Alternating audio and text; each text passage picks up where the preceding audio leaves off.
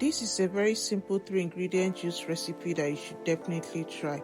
So for this juice recipe, I used 1 beetroot, 6 red apples and 5 celery sticks, okay? For a very long time, my favorite homemade juice recipe was carrot and orange juice. But since I tried this apple, beet and celery juice, it has become my new favorite homemade juice, okay?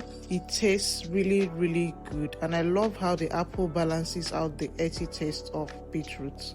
Feel free to check out the link in my description box to download my free 3-ingredient juice recipes. There you will find more homemade juice recipes, including some great tips on the best times to drink your juices, okay?